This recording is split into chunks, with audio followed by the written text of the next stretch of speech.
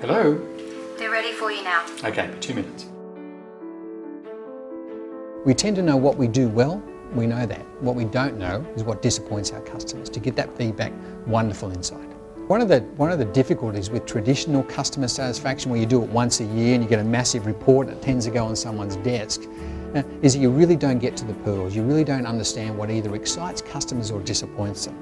It used to be the case that perhaps we only found out that a customer was struggling with our products when they cancelled the product and left us as a customer. Now we get an opportunity to find out during their time with us that they might be struggling. This is dynamic, it's changing all the time, so we can look at a group of customers, see how they feel now, look in 6 months' time and think, okay, things are different, things have changed, are we responding quick enough? The really key thing is it brings the voice of the customer into the company.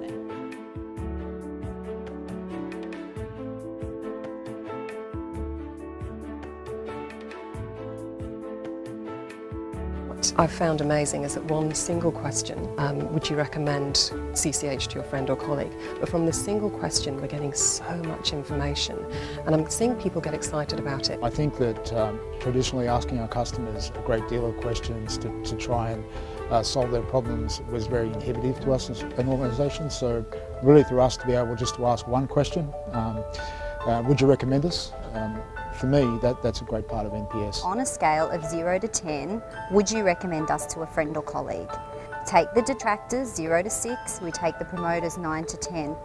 The net value of that tells us how much customers in our organisation value our products and services. The Net Promoter Score and the Converse program almost discounts those guys that think you're just okay. And so it gets you to look at the feedback from the customers who give you a 9 and a 10, those who really love you, and it forces you to confront those who are giving you a much lower score. I make the calls to the detractor customers. It seems like a pretty demotivating task, but actually it's quite the opposite. One of the best things in my day is making the call to the customers and genuinely hearing their surprise that somebody is phoning them back to say, well, not only have we heard you, but we're going to do something to fix that in our system for next time to improve your experience. And I saw one of our senior clients, a new client that we'd brought across from a competitor, voice some frustration. I called them up. They were amazed that we'd actually were reading that stuff. So I called him up and said, what's troubling you? He explained, we solved it in about 2 days. He called me back and said, you've got a customer for life. The passives. Okay, we generally don't use those people in the calculation of the number, but the passives are really important because you can move someone who's passive quickly to be a detractor by not delivering good customer service experience, but you can equally quickly move them to being a promoter by understanding what it is they have issues with. If you probably confronted them personally, they'd say, yeah, there's basically nothing wrong with the products I have and the content I rely on. But it would be nice to take them beyond that, to give them some examples and some interactions where they can say, not only do I like what I get, in that particular instance I relied on it and it worked for me. There's 5 characteristics of promoters that are really important to our business. The first is they have high levels of retention. They tend to stick with you. The second is they're profitable. They don't win so much about price. The third area is they grow. They tend to spend more with you. The fourth is they don't put a drain on your customer service infrastructure. And the fifth and most importantly is promoters tend to tell their friends. Definitely, I think the Net Promoter Score is really a measure of our customer intimacy, how we actually go to market, what we stand for, what we value in the market. It also provides that tangibility in terms of our organisation, our people. If you have engaged employees, you have engaged customers, and that means you have increased shareholder value, which is what we're here to do. They can see it, they can pick up the phone, talk to a customer, have a really positive connection with that customer, and employee engagement, I think, is going up because of that. It's making people's lives a bit more meaningful because they're seeing directly from these customer comments and this score, hey, we make a difference. For a long time the editors have sat and written their content but haven't necessarily understood or had contact with how it's received, and this actually gives us an opportunity to engage with our customers more, talk to them about any issues they may have with the product, and that can often lead to us developing new and better ways of doing things within the product.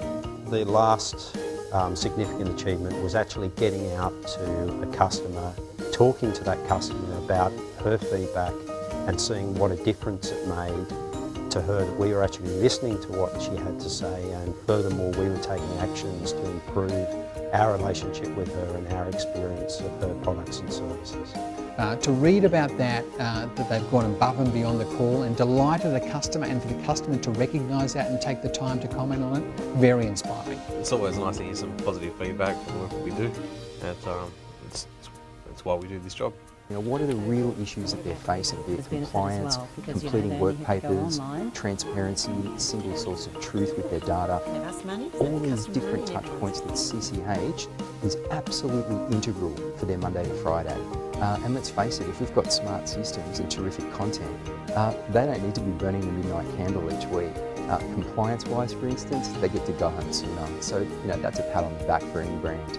In essence, whatever we do can actually excite them and wow them, and it's about knowing what those trigger points are and ensuring that we are continuously doing that and striving for the best. Best achievement is actually getting NPS action teams up and running and actually making some differences to the customer experience based on NPS feedback. We've actually made significant changes to the way our research platform IntelliConnect works, the way it displays for the customer.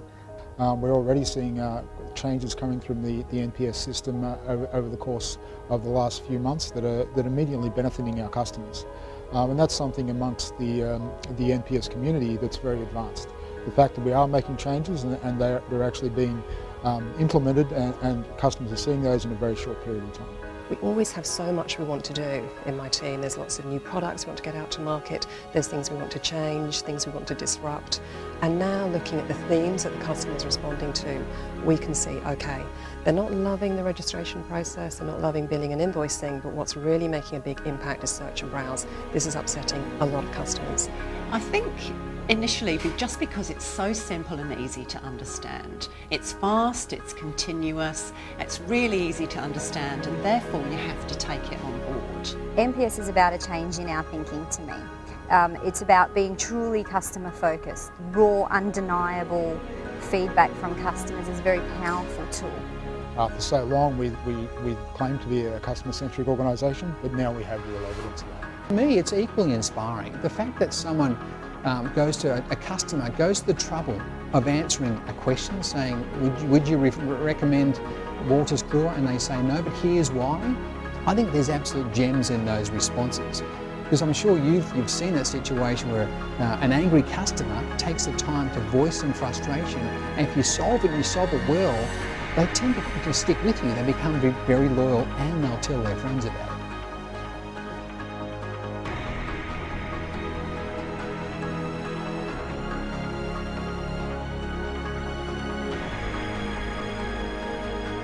I'm really proud of CCH for instigating is I love the idea that when we get a negative NPS result, we are going to task people with going out and talking to that particular customer about the experience that they had, not in a sales capacity. I love the fact that we're going out there to say, look, we actually give a damn what you think.